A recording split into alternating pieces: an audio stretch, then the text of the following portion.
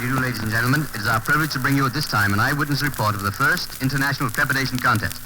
We are speaking to you from the ringside of the great Maple Leaf Auditorium, which is packed to the rafters with spectators, eager and curious.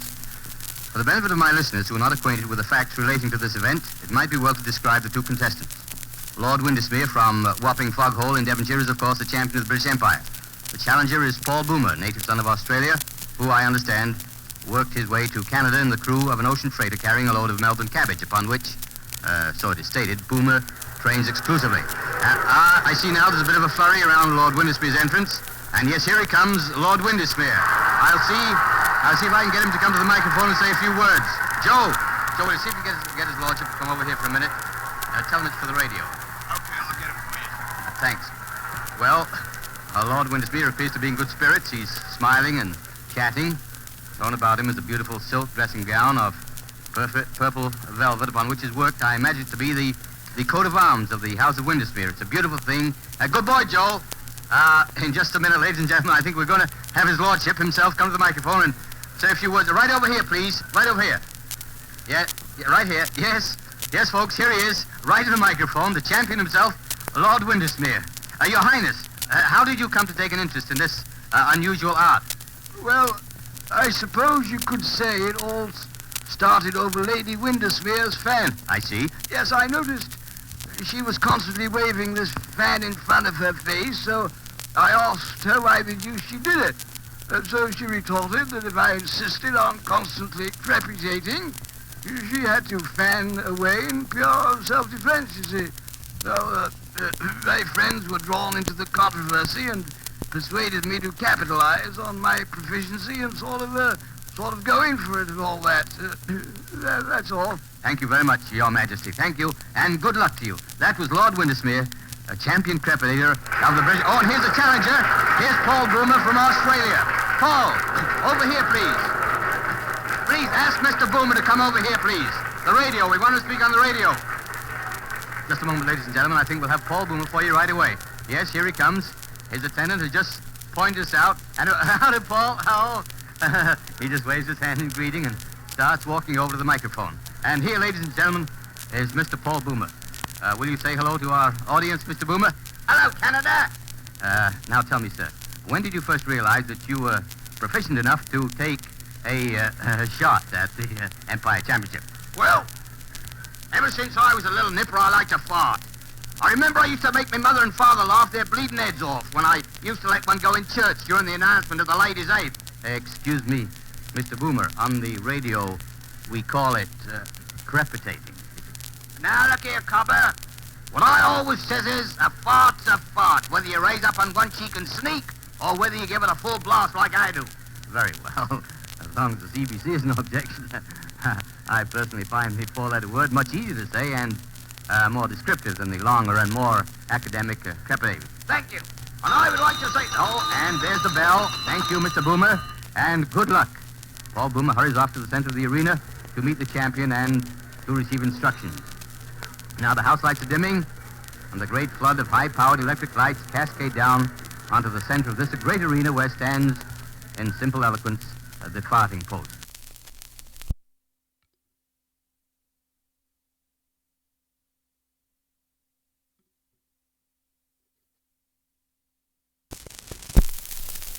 The farting post is about 4 feet high and is decorated with red, white, and blue bunting up to about 9 inches from the top.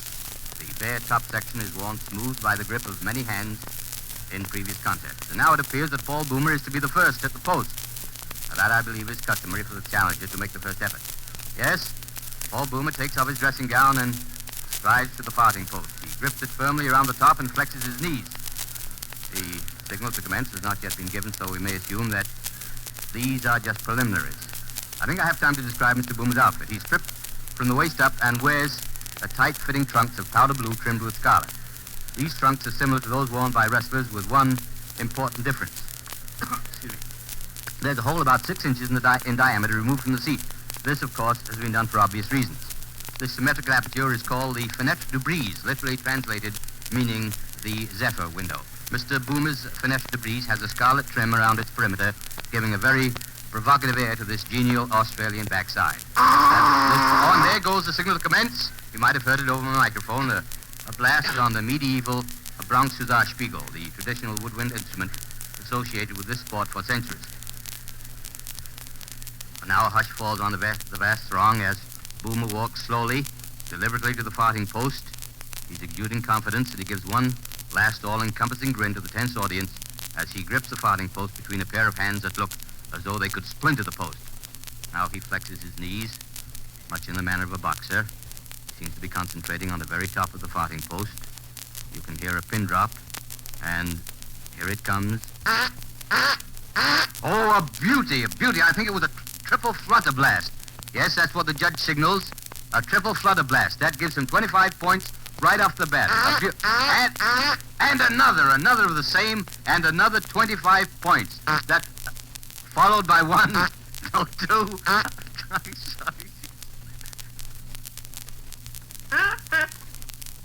Followed by I beg your pardon, 3 fuzzy farts in rapid succession. It's amazing how this man can change pace and style of offering by a slight, simple shifting of his buttock area. He's still gripping the post in complete concentration. Boomer now has a score of 65. Those last 3 fuzzy farts at 5 points apiece, adding 15 to his previous score. And now here's something coming. A flooper, a perfectly executed flooper. What's that? I'm sorry, ladies and gentlemen. That was a follow-up flooper. The second time in the history of this sport that a follow-up flooper has been achieved in open competition. The only other time, I believe, was during the World Series held in Europe in 1783. During the course of this series, Francois Fouf, the famous French farter, after leaving a follow-up flooper, defeated Sandy McWind, his Scottish opponent, by only 1 bloop and then dropped dead.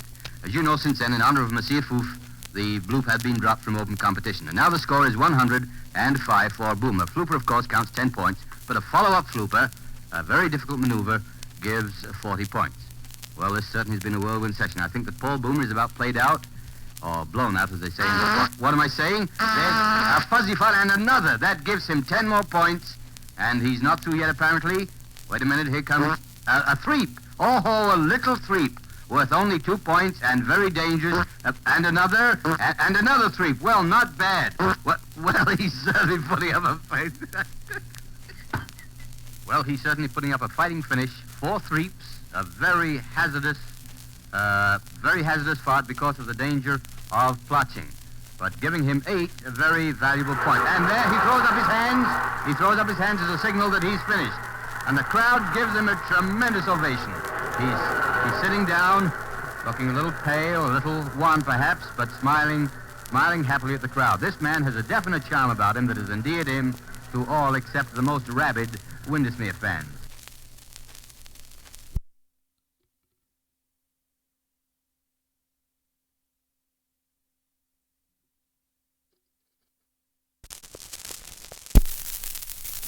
And here's the result. Wait a minute. Oh, Boomer! 123 points! Did you hear that? Paul Boomer, 123 points, a world's record, beating Lord Windesmere's previous world mark of 119 by 4 points. Paul Boomer, at this moment, is the world's champion.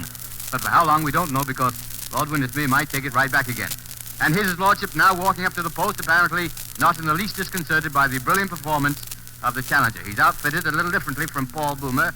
He has purple tights, full-length tights, and around the fenêtre de brise, you remember the hole cut out from the center of his seat, around this there's a fringe of little gold tassels about 4 inches long.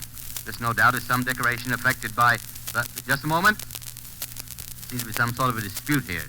Paul Boomer and his seconds are on their feet and seem to be arguing with the judges and pointing to the fringe on the champion's posterior. Oh, I see. Paul Boomer is claiming that the fringe might add a whistle or some other sound to Lord Windesmere's efforts and so increase their value. And after all, in a closely fought contest like this, every little advantage must be jealously watched. The judges appear to be agreeing with Paul Boomer, and they direct the champion to remove the fringe. He doesn't like the decision very much, and the crowd's getting resentful. They think he should be a better sport about it. And I agree with him. Oh, he seems to have decided that he's got to give in, and he rips off the fringe and flings it to the ground. Then he walks over to where Boomer is sitting. He turns his back, puts his hands on his hips, and oh, he leaves a threep right in Paul Boomer's face. The crowd get a kick out of this. As you know, a threep is a very low scorer, only 2 points but to throw one away just in a gesture of defiance demonstrates the spirit of dash and recklessness which has made the Englishman the champion that he is. He's smiling disdainfully now as he returns to the center of the arena. He nods to the judge to show he's ready, and hello, what's this? He's not going to use a farting post. Lord Windermere, the champion, in a final gesture of contempt, scorns the use of the farting post. Well, this is developing into a bit of a grudge contest.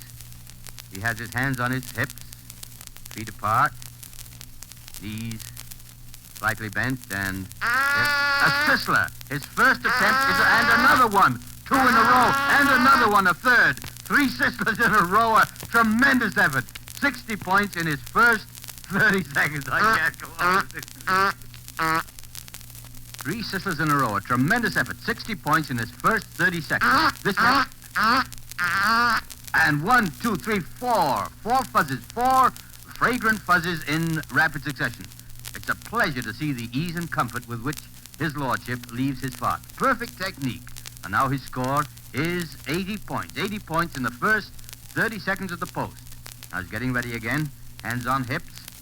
A little bit red in the face as he strains to... Oh, something there. Wait a minute. Something's wrong. His attendants run into him. He's in some kind of distress. I see. Yes, the judge's signal. It was a plotcher. Oh, hard luck, your lordship, sir. Hard luck. The champion left a very bad plotcher and will be penalized 15 points. That puts him back to 65 points, 59 short of the 124 he needs to retain his championship.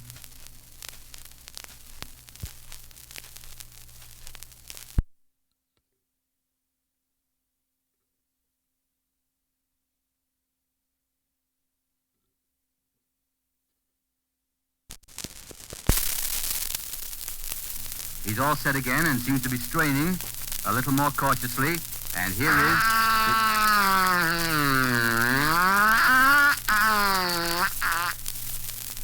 a fundus break.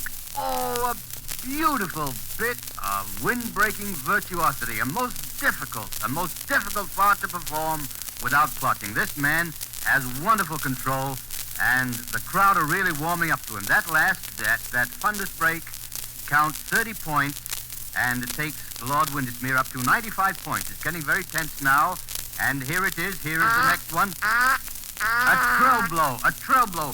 10 points, followed by a resounding single flutter blast. I think that is.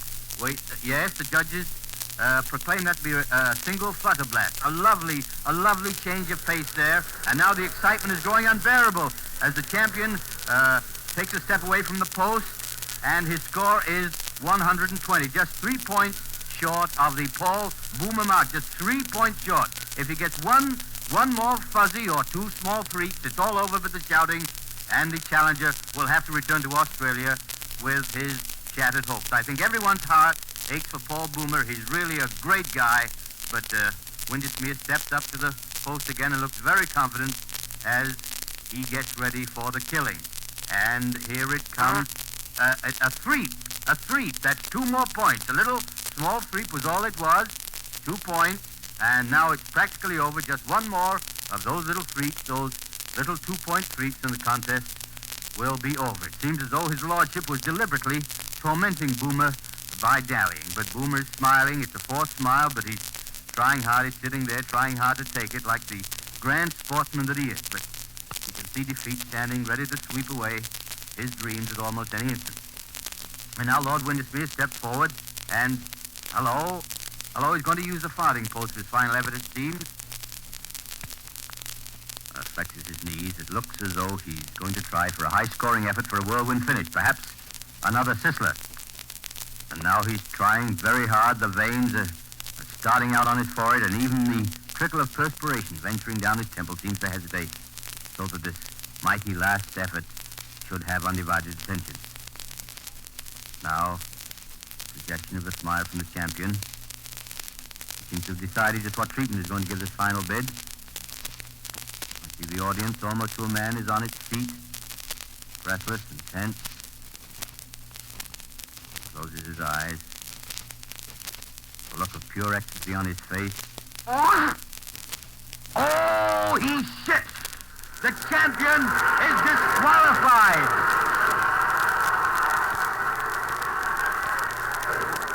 Ladies and gentlemen, as a special service feature, we have brought you direct from the ringside of the Maple Leaf Auditorium a blow-by-blow description of the first Crepitation Contest held under international auspices. This broadcast replaced midweek meditations usually heard at this time. Your narrator, Sidney S. Brown.